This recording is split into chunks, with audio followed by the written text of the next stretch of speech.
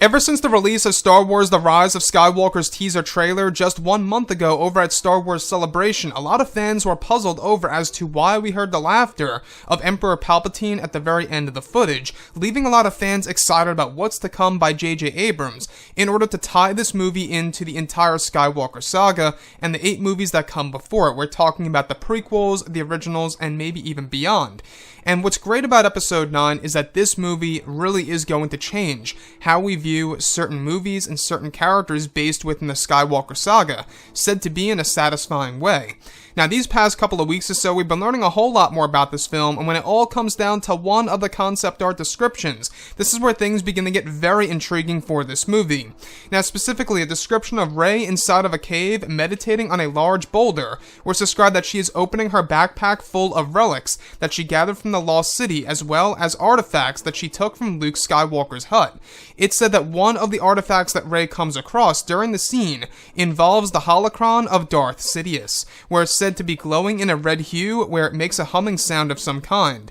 The sequence is said to involve Rey meditating and listening to the holocron, where additionally it's said that Ian Mcdiarmid provided lines of dialogue in studio for the holocron scene that is said to reveal to Rey that Palpatine has found the road to eternal life and the beyond. The scene is described to be based within the second act of the film that will be crucial to the lead-up to Palpatine's role in the third act of the movie by JJ, that will also change how fans view the prequels, especially Revenge of the Sith. It's said that Daisy Ridley and Ian Mcdiarmid were placed on the same exact set, where Ian was off-screen and served as the voice of Palpatine through the holocron device, giving vital information about the beyond and eternal life. So, I really want to go over a couple of parts about this. Now, J.J. Abrams himself confirmed a couple of weeks ago that Palpatine is going to be a significant role in this movie, which is great. That's something that anybody wants to hear if you guys are a true Star Wars fan. You know, we don't want him to just be a mere cameo or a mere vision and stuff around those lines. He is going to be very significant and crucial to the plot of Episode 9.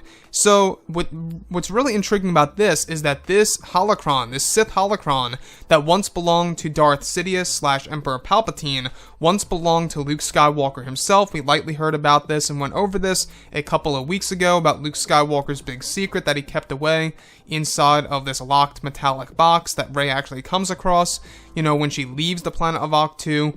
And in this particular sequence, though, Ian Mcdiarmid actually provided lines of dialogue for the holocron sequence with Daisy Ridley offset, where this whole entire sequence involves Ian McDiarmid's lines as Emperor Palpatine, as Rey is meditating and holding the Sith holocron.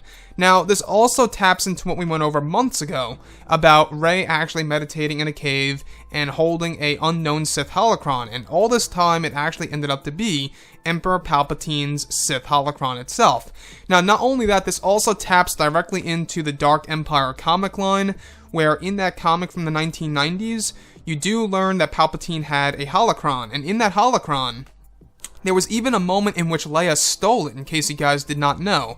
There was a moment in the EU where Leia stole it from Palpatine in order to, you know, benefit herself from, of course, having the upper hand against Palpatine. So we can see all the different parallels that J.J. Abrams is trying to draw from Dark Empire and inserting that into Episode 9, especially how in the holocron it reveals to Rey that Palpatine found the road to eternal life. This also falls directly in line with what we have been hearing these past couple of weeks, give or take, about the spirit of Sidious actually being used within the second act of Episode 9 that leads into the third act of the movie that also ties into the Dark Acolyte story.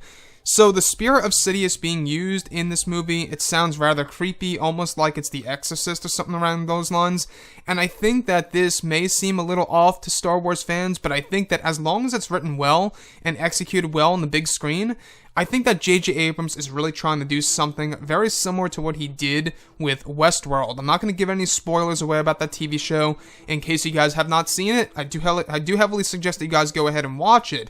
The twists and turns in that TV show are rather impressive, and J.J. Abrams was attached to that project. And you can already see, without saying anything, you can already see what he's trying to draw from Westworld and implementing this into Episode 9. So with that being said, when we think about Episode 9 as a whole, we do know that The Rise of Skywalker is going to offer all of these different revelations that are going to change how we view the prequels and some of the legacy characters, as well as some of the sequel characters, right? And without a doubt, one of the legacy characters, of course, includes Emperor Palpatine. So, the great thing about Palpatine, is the fact that Ian McDiarmid is back. We also know that he's going to be very prominent and crucial to the plot of the film.